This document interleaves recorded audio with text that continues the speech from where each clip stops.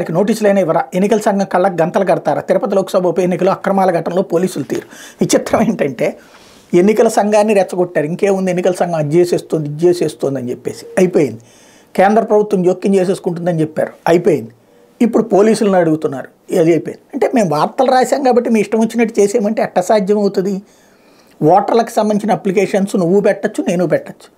అది కరెక్టో కాదో అన్నటువంటిది వాళ్ళు వెరిఫై చేయాలి ఆ వెరిఫై చేయకుండా చేస్తే కనుక దానికి కంప్లైంట్ పెడితే పీకేస్తారు కానీ వాళ్ళందరినీ తీసుకెళ్ళి జైలులో ఏం పెట్టారు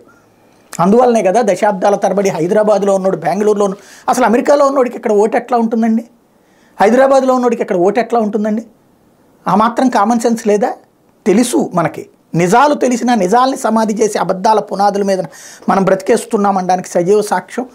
తెలిసినటువంటి జర్నలిస్టులే తెలిసిన పత్రికా యాజమాన్యాలే వార్తల ద్వారా ప్రజల్ని తప్పుదో పట్టించేటటువంటి ప్రయత్నం చేస్తున్నాయి దీనికి